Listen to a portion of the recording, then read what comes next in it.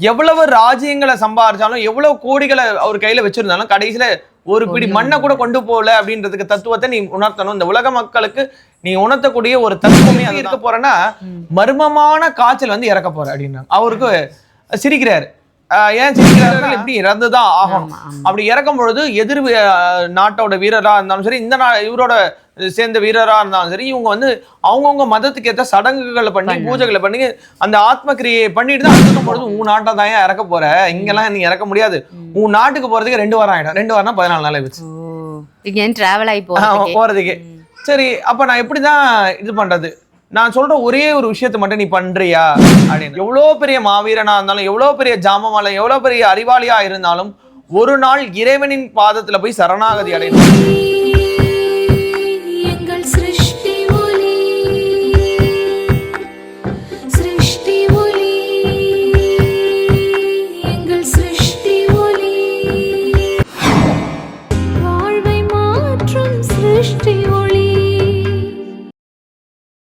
சிருஷ்டி ஒளி சொந்தங்கள் அனைவருக்கும் அன்பான வணக்கங்கள். இன்னைக்கு நம்ம சிருஷ்டி ஒளியில ரொம்ப ரொம்ப முக்கியமான ஒரு டாபிக், முக்கியமான ஒரு விஷயத்தை பத்தி தெரிஞ்சுக்க போறோம்.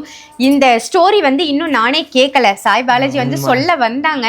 அதுக்கு முன்னாடி நான் என்ன சொன்னேன்னா, வேண்டாம், நான் தனியா தெரிஞ்சுக்கல, நம்ம கேமரா ஆன் பண்ணிடலாம், கேமரா ஆன் பண்ணிட்டு அதை சொல்லுங்க, நானும் சேர்த்து மக்களோட நம்ம சிருஷ்டி ஒளி சொந்தங்களோட சேர்த்தே தெரிஞ்சுக்கிறேன் அப்படின்னு சொல்லிட்டு கேமரா ஆன் பண்ணியாச்சு.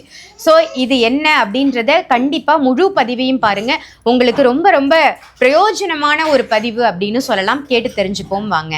வணக்கம் ஜி. வணக்கம் சார். ஜெய் புவனேஸ்வரி. நீங்க சொல்லுங்க, நான் ரொம்ப ஆர்வமா இருக்கேன். அதுக்கு முன்னாடி நம்ம கேமரா ஆன் பண்ணிடுவோம் அப்படின்னு சொல்லிட்டு ஆன் பண்ணியாச்சு. எப்பயுமே வந்து பாத்தீங்கன்னா, நான் ஏதாவது ஒரு தகவல் தெரிஞ்சா, அக்கா இந்த மாதிரி தகவல் இருக்குன்னு உங்ககிட்ட சொல்லுவேன், நீங்க கேட்பீங்க. அதுக்கப்புறம் வந்துட்டு நம்ம பண்ணலாம் ஜி அப்படின்னு சொல்லிட்டு வீடியோ ஆன் பண்ணி நம்ம பண்ணுவோம். இந்த வாட்டி நான் சொல்லவே இல்லை, வீடியோ ஆன் பண்ணிட்டு பேரை சொன்னோனே உண்மை அப்படின்னு சொன்ன உடனே சித்தர் வழியில தான் நம்மளோட ஷாப்பே நம்ம ரன் பண்ணிட்டு இருக்கோம். மணி மந்திர ஔஷதம் நம்புறது. அப்போ ஒரு மனுஷன் எதுக்காக வாழ்றான் அப்படின்னும் பொழுது பெயர் புகழ் அந்தஸ்து செல்வாக்கு ரோகம் இல்லாம வாழணுன்றதுக்காக தான் வாழ்றான். அப்படி வாழக்கூடிய மனுஷன் கடைசி காலத்துல எதையும் கொண்டு போல அப்படின்றதுக்கு ஒரு மாவீரன் அந்த வந்து இருக்காரு. ஸோ அவரோட விஷயங்கள் வந்து வெளிநாட்டு ஆள் அப்படின்றதுனால அது மறைக்கப்பட்டது. அதை நம்ம வெளியில கொண்டு வரணும் அப்படின்றது என்னோட குருவோட ஆணை. ஸோ நான் என்னைக்குமே குரு ஆணையை மீறினதே கிடையாது. ஸோ அதனால தான் இந்த பதிவு நம்ம பண்றோம். ஸோ அதுக்கு முன்னாடி குரு வணக்கத்தை சொல்லிட்டு அந்த கதையை நான் வந்து தெளிவாக சொல்றேன். ஸோ என்னை ஈண்டெடுத்த தாயாகவும் உலக மக்களால் தெய்வ வாக்கு சித்தர் காளி மாதாதின்னு சொல்லுவாங்க. அவங்களோட பொற்பாதங்களை வணங்கி சண்டிகின் சக்கரவர்த்தி புதுக்கோட்டை புவனேஸ்வரி பீடத்தோட பீடாதிபதி குரு ஸ்ரீ பிரணவானந்த அவதூத சுவாமிகள் அவரோட பொற்பாதங்களை வணங்கி தத்தகிரியானந்தா பொட்டு சுவாமிகள் சொல்லுவாங்க, அவங்க வந்து பித்திங்கரா தேவியை வந்து உபாசனம் பண்றாங்க. அவங்களோட பொற்பாதங்களை வணங்கி இதர குருமார்களோட ஆசீர்வாதத்தோடும் என்னுள் இருந்து என் நாவல பேசக்கூடிய அந்த காளி தேவி அனுகிரகத்தினால மணி மந்திர ஔஷதம் சொல்லக்கூடிய சித்தர் வழியில, சித்தர் முறையில, சித்தர்களோட வழிகாட்டுதல்ல, குருவோட ஆசீர்வாதத்தோட ஒரு சிருஷ்டி ஒளின்ற ஆன்மீக ஸ்தாபனத்தை ஏற்படுத்தி அந்த ஆன்மீக ஸ்தாபனத்துல அந்த புவனேஸ்வரியை வழி நடத்தி வரக்கூடிய பக்தர்களோட அந்த வரக்கூடிய அந்த கஸ்டமர்களோட வலி வேதனை கஷ்ட துன்பங்களை அறிஞ்சு அதுக்கான பொருட்களை அவளே கொடுக்குறா, அவளே சரி பண்றா. இதுதான் சத்தியமான உண்மை. முழு நம்பிக்கையோட பக்தி சிரத்தையோட இந்த இடத்துல அவங்க காலடி எடுத்து வச்சு ஒரே ஒரு பொருள் பர்ச்சேஸ் பண்ணாலும் சரி, அவங்க வாழ்க்கை நிச்சயமா மாறும். இதுல எந்த ஒரு ஐயமும் கிடையாது. ஸோ அந்த வகையில நம்ம சித்தர் முறையில நிறைய விஷயங்களை நம்ம தெரிஞ்சுக்கிட்டே வரும்பொழுது இந்த ஒரு விஷயம் வந்து மறைக்கப்பட்டது அப்படின்றது ரொம்ப வேதனையை கொடுத்துச்சு. நம்ம இந்த கதைக்கு வந்து கதாநாயகன் அப்படின்னு பார்க்கும்போது தி அலெக்சாண்டர் தி கிரேட். ஸோ இந்த அலெக்சாண்டர் அப்படின்னும் பொழுது அவர் வந்து இந்த உலகத்தையே தன்னோட காலுக்கில சிறு வயதிலே கொண்டு வந்தவர். 20 வயதுக்குள்ளெல்லாம் உலகத்துல 3/4 வந்து தூக்கிட்டு வந்துட்டார் தன்னோட கால.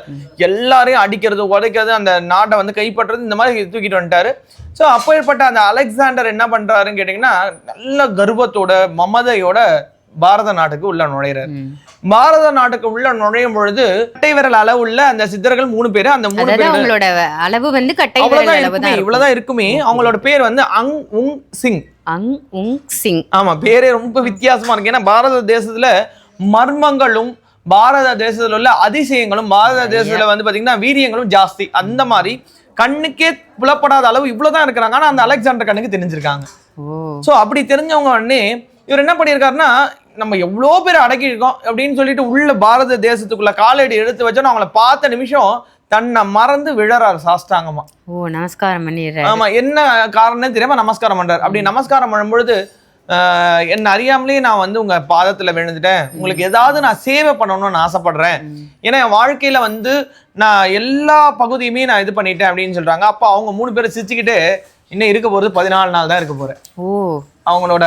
அவரோட டெத்தை வந்து முன்னாடி சொல்றாங்க, இன்னும் இருக்க போறது நீ 14 நாள் தான் இருக்க போற. அப்படி கூட எப்படி இருக்க போறேன்னா மர்மமான காய்ச்சல் வந்து இறக்க போற அப்படின்னா அவருக்கு சிரிக்கிறாரு. ஏன் சிரிக்கிறாருன்னா அந்த மரண பயம்னா என்னன்னே தெரியாது அலெக்சாண்டருக்கு. என்னைக்கா இருந்தாலும் மரணம்ன்றது உறுதிதான். ஆனா வந்து நான் இது வரைக்கும் யாருக்கும் எந்த ஒரு நல்லதுமே பண்ணலையே, என் வாழ்க்கையில எல்லா இடத்துக்கும் தனக்கு கீழே வரணும்னு நினைச்சுனே தவிர்த்து ஒருத்தர் கூட நல்லது பண்ணலையே அப்படின்னும் பொழுது அவர் கேட்கிறாரு, ஏன் எனக்கு இந்த மர்ம காய்ச்சல் வரணும், ஏன் எனக்கு இந்த மாதிரி நடக்கணும் அப்படின்னு. எந்த ஒரு ராஜாவா இருந்தாலும் இன்னொரு ராஜ்யத்தை வந்து கைப்பற்றும் பொழுது இந்த சைடும் சரி அந்த சைடும் சரி இருக்கக்கூடிய இந்த வீரர்கள் வந்து இறப்பாங்க. அப்படி இறக்கும் பொழுது ஒவ்வொரு நாளுமே அவங்கள தகனம் பண்ணும் பொழுது அவங்களுக்கு சாந்தி பூஜை பண்ணுவாங்க. இந்த ஆத்ம சாந்தி பூஜைன்றது பண்ணுவாங்க. அந்த மனைவிமார்கள், அந்த உற்றார் உறவினர் எல்லாருமே இது பண்ணாங்க. ஆனா அலெக்சாண்டர் மட்டும் அது பண்ணவே இல்லை. எல்லா ராஜ்யத்தை பிடிக்கும் போதும் அந்த ஒவ்வொரு ஊரா அவங்க போறாங்கன்னு வச்சுக்கோங்களேன், ஒவ்வொரு ஊர்லயும் அந்த வீரர்கள் இப்படி இறந்துதான் ஆகணும். அப்படி இறக்கும் பொழுது எதிர் நாட்டோட வீரரா இருந்தாலும் சரி, இந்த இவரோட சேர்ந்த வீரரா இருந்தாலும் சரி, இவங்க வந்து அவங்கவுங்க மதத்துக்கு ஏற்ற சடங்குகளை பண்ணி பூஜைகளை பண்ணி அந்த ஆத்ம கிரியை பண்ணிட்டு தான் அடுத்தது போகணும். அப்படி போகாம அலெக்சாண்டர் என்ன பண்ணாருன்னா நம்ம கண்ணு கெட்டின தூரம் வரைக்கும் நம்ம பிடிச்சே ஆகணும்ன்ற ஒரே குறிக்கோளை வச்சுட்டு பாட்டு மூவ் ஆயிட்டு போயிட்டார். சோ மூவ் ஆயிட்டு போகும்போது ஒவ்வொரு வீரரா அழிஞ்சு அழிஞ்சு அழிஞ்சு அழிஞ்சு அழிஞ்சு அந்த வீரர்களோட மனைவிகளோட அந்த குமுறுகளும் அந்த கண்ணீரும் அந்த வேதனையும் அந்த சாபங்களும் எல்லாம் ஒரு சேர அலெக்சாண்டர் அவரோட அந்த மாவீரனுக்கு வந்து மர்ம காய்ச்சல அந்த சாபமா மாறி போச்சு. இந்த சாபமா ஆனோடனே அவர் என்ன சொல்றாரு, 14 நாள் இருக்கு, இந்த 14 நாளுக்குள்ள நான் உங்களுக்காக சேவை பண்ண 3 பேர் என்னோட தீர்க்கதரிசியா எனக்கு நடக்க போறதா நீங்க சொல்லிட்டீங்க. சோ அந்த 14 நாள் உங்களுக்கு நீ இறக்கும் பொழுது உன் நாட்டை தான் இறக்க போற, இங்கெல்லாம் நீ இறக்க முடியாது, உன் நாட்டுக்கு போறதுக்கு 2 வாரம் ஆயிடும். 2 வாரம்னா 14 நாள் ஆயிடுச்சு போறதுக்கு. சரி, அப்ப நான் எப்படிதான் இது பண்றது, நான் சொல்ற ஒரே ஒரு விஷயத்த மட்டும் நீ பண்றியா அப்படின்னு. என்ன பண்ணணும், உன் கைகளை மட்டும் வெளியில சவப்பெட்டி எப்பயுமே கிறிஸ்துவ இதுல வந்து பாத்தீங்கன்னா அந்த சவப்பெட்டிக்குள்ளதான் வைப்பாங்க. கிறிஸ்துவ இதுவா இருந்தாலும் சரி முஸ்லீம் இதுல வந்து அந்த சவப்பெட்டிக்குள்ளதான் கைகளை உள்ள வச்சுதான். ஆனா அலெக்சாண்டருக்கு மட்டும் 2 ஓட்டைகளை போட்டு கைகள் வெளியில இருக்கும். அவர் அடக்கம் செய்யும் பொழுது ஊர்வலமா கொண்டு போகும்போது அப்படிதான் கொண்டு போனாங்க. அதனாலதான் அலெக்சாண்டர் எல்லாருக்குமே பிடிச்ச ஒரு விஷயமா இருக்கும். எதனாலன்னா எவ்வளவு ராஜ்யங்களை சம்பாதிச்சாலும் எவ்வளவு கோடிகளை அவர் கையில வச்சிருந்தாலும் கடைசியில ஒரு பிடி மண்ணை கூட கொண்டு போகல அப்படின்றதுக்கு தத்துவத்தை நீ உணர்த்தணும். இந்த உலக மக்களுக்கு நீ உணர்த்தக்கூடிய ஒரு தத்துவமே அதுதான். எவ்வளவுதான் நம்ம சேர்த்து வச்சாலும் எவ்வளவுதான் நம்ம வந்து பாடுபட்டு உழைச்சாலும் நம்ம கைகள்ல கடைசியில ஒண்ணுமே கொண்டு போக கூடாது. இதை வந்து நீ உணர்த்தினா போதும், இதை வந்து நீ விதைச்சா போதும் அப்படின்னு அவர் சொன்னதை இவர் வந்து அவங்க தளபதி கிட்ட சொல்லி அவர் சித்தியானோடனே அவர் உடல்ல அந்த அந்த சபப்பெட்டியில வந்து அவர் கைகள் வெளியில தெரியிற மாதிரி அந்த வீதி உலாவில கொண்டு போறாங்க. சோ இத சொன்னது யாருன்னா நம்மளோட சித்தர்கள் தான். சோ இததான் மறைக்கப்பட்டுருச்சு. சோ நம்மளோட வாழ்க்கையில நம்ம ஒவ்வொரு நாளும் பணம் காசு பொன் பொருள் இதை தேடி சுத்துறோம். சோ கர்மான்றது எந்த ரூபத்துல வேணா வரும்ன்றதுக்கு தான் இந்த அலெக்சாண்டரோட கதை சொன்னேன் நான். எதனாலன்னா எவ்வளோ பெரிய மாவீரனா இருந்தாலும் எவ்வளோ பெரிய ஜாமமால எவ்வளோ பெரிய அறிவாளியா இருந்தாலும் ஒரு நாள் இறைவனின் பாதத்துல போய் சரணாகதி அடையணும், முக்தின்ற ஒரு விஷயத்தை தேடி ஓடணும். ஆனா நம்ம முக்தியை தேடி ஓடுறதுக்குள்ளேயே நமக்கு வியாதிகள் வந்து போகுது. இப்போ நான் அலெக்சாண்டருக்கு சொன்ன மாதிரி மர்ம வியாதி, ஒரு காய்ச்சல், அந்த காலத்துல அதுக்கு ட்ரீட்மெண்ட்.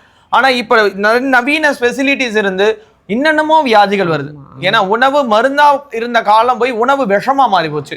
ஸோ அவங்க சம்பாதிக்கிறதுக்காக என்னென்னமோ ஒரு கலப்படங்களை பண்ணி கொடுக்குறாங்க.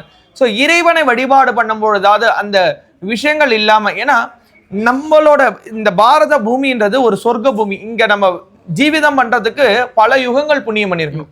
அந்த பாரத பூமி பரத கண்டம் இதெல்லாம் வந்து பாத்தீங்கன்னா பல யுகங்கள் புண்ணியம் பண்ணியிருந்தாதான் பிறக்கவே முடியும், அந்த நாட்டுல வந்து வாழவும் முடியும். ஸோ அப்பேற்பட்ட நாடுகள்ல நம்ம இருக்கிறோம். ஒவ்வொரு நாளும் இறைவனுக்கு நன்றியை செலுத்தி இரவு படுக்கிறதும் காலையில இறைவனுக்கு நன்றியை செலுத்தி இந்த நாளை தொடங்குறதுமா இருக்கணும். ஒவ்வொரு நாளும் இறை நாமத்தை முடிஞ்ச அளவுக்கு, இறை நாமத்தை சொல்லவே முடியல எனக்கு இறைவனே பிடிக்காதுன்றவங்க கூட சுயநாம ஜபம், உங்க பேரையாவது நீங்க போட்டுருங்க. இந்த சுயநாம ஜபம் என்ன பண்ணும்னா உங்க வாழ்க்கை மாற்றும். முடிஞ்ச அளவுக்கு இல்லாதப்பட்ட ஏழைகளுக்கு உதவுங்க. அதே மாதிரி ஜீவராசிகளுக்கு ஒரு எறும்புல இருந்து ஆரம்பிச்சு பறவைகள்ல இருந்து ஆரம்பிச்சு தண்ணீர் வைங்க, உணவளிங்க. இது உங்க வாழ்க்கை மாற்றும், கர்மாக்களை போக்கும். ஸோ கடவுளே இல்லைன்றவங்க கூட இந்த ஒரு மனிதன் அதை வந்து கடவுளா பாருங்க, அவனுக்கு இல்லாத பட்டவனுக்கு ஒரு படிப்புக்கு உதவுங்க, இதுதான் சொல்ல வந்தேன். ஸோ இதுதான் என் குரு சொன்னது. ஸோ எவ்வளவு பெரிய ஆளா இருந்தாலும் கடைசியில ஒண்ணுமே கொண்டு போக முடியாது. இறை வழிபாடு மூலியமா இறைவனை அடையிறது மூலியமா தான் நம்ம வாழ்க்கை வந்து செழுமையாகும். கண்டிப்பா எத்தனையோ சண்டை சச்சரவுகள், எத்தனையோ பிரச்சனைகள் இருந்தாலுமே நம்ம எவ்வளவுதான் பணம் காசு சொத்து இதெல்லாம் சேர்த்து வச்சாலுமே அவருடைய அந்த உணர்த்துதல் அப்படிங்கும் பொழுது கடைசியில ஒண்ணுமே இல்லைன்னு அவங்க 3 பேர் சொன்னாங்க. அது என்ன நம்ம சொல்லணும்ன்ற அவசியம் கிடையாது, அவர் அப்படியே போயிருக்கலாம். ஆனா அந்த விஷயத்த வெளியில யாரும் கொண்டு வரல. ஸோ சித்தர் வழியில குரு சொன்னதை அப்படியே நான் சொல்லியிருக்கேன். ஏன்னா இது வந்து உண்மைதான், இதுக்கு வந்து ப்ரூஃப் எல்லாம் இருந்துச்சு. ஸோ அதனாலதான் நான் நம்பிக்கையோட சொல்றேன். எந்த ஒரு விஷயமும் ஆராயாம, எந்த ஒரு விஷயமும் கேட்காம பார்க்காம நம்ம சொல்றது கிடையாது. ஸோ இதை நம்பிக்கையோட நீங்க பண்ணலாம். ஸோ அவரே வந்து பாத்தீங்கன்னா தன்னோட கையில எதுவுமே கொண்டு போலன்னு காட்டினார். அது மாதிரி வாழுங்காலத்துல முடிஞ்ச அளவுக்கு ஒரு நாளைக்கு ஒருத்தருக்கு, அது ஏதாவது ஒரு பறவை இனமா இருக்கட்டும், ஸ்ட்ரீட் டாகா இருக்கட்டும், பூனையா இருக்கட்டும், எலியா இருக்கட்டும், எதுவா வேணா இருக்கட்டும், உங்களால ஒருத்தவருக்காவது உணவளிங்க. உங்களால ஒருத்தவங்க ஒரு குழந்தையாவது அடாப்ட் பண்ணி படிக்க வைங்க. உங்களால முடிஞ்ச அளவுக்கு உதவிகள் செய்யுங்க. நிச்சயமா இந்த ஸ்டோரியில இருந்து என்ன தெரியுதுன்னா, பிறரை சந்தோஷப்படுத்தி பார்ப்பதுதான் உண்மையான மகிழ்ச்சி. நம்ம வாழறோம் அப்படின்னா நம்ம வந்து இந்த பூமியில பிறந்து வளர்ந்து வாழ்ந்ததுக்கான ஒரு அர்த்தம் இருக்கணும் அப்படின்னு கடைசி அந்த 14 நாள்ல எதுவுமே செய்ய முடியலன்னாலும் அலெக்சாண்டர் வந்து அந்த சித்தர்கள் சொன்ன மாதிரி ஒரு விஷயத்த செஞ்சுட்டு போனாங்க. நம்ம வாழும் காலத்துல நம்மளால என்னென்ன முடியுமோ சிறு சிறு உதவிகளை மற்றவங்களுக்கும் செஞ்சு யாரையும் துன்புறுத்தாம எந்த விதமான பிரச்சனைகளும் இடையூறுகளும் மற்றவர்களுக்கு கொடுக்காம நம்மளும் சந்தோஷமா வாழ்வோம், மற்றவங்களையும் சந்தோஷமா வாழ வைப்போம். ரொம்ப ஒரு அற்புதமான ஸ்டோரி சொன்னீங்க. நான் ரொம்ப உள்ள ஆழ்ந்து போயிட்டேன். இது என்னோட குரு சொல்லும் பொழுது மணி வந்து கிட்டத்தட்ட நைட்டு 1-2 கூட இருக்கும். அந்த புத்தகத்தை எடுத்து அந்த ஓலைச்சுவடைகளை எடுத்து படிச்சு எனக்கு சொல்லும் பொழுது எனக்கு ரொம்ப ஆச்சரியமா இருந்துச்சு. அப்போ எப்போ நீ வீடியோ பேசினாலும் இது கண்டிப்பா சொல்லியே ஆகணும், இது வந்து சித்தரோட உத்தரவு, குருவோட உத்தரவுன்னே சரி நான் எப்போ வீடியோ பேசினா கண்டிப்பா சொல்றேன் அப்படின்னு. நீங்க அலெக்சாண்டர் அப்படின்னு சொன்னோன்னே எனக்கு ஒரு ஆர்வம். சரி நம்ம மக்களுக்கு வந்து இதனால மாவீரன் 20 வயதுக்குள்ளேயே பாத்தீங்கன்னா அந்த நாட்டையே தன்னோட இந்த கால்படாத இடமே இல்லைன்னு சொல்லலாம். அப்பேற்பட்ட ஆள் கூட ஒண்ணுமே எடுத்துட்டு போக முடியாதுன்றதுதான் தத்துவமே.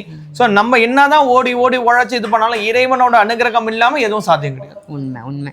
ரொம்ப ஒரு அற்புதமான தகவல் கொடுத்ததற்கு நன்றி.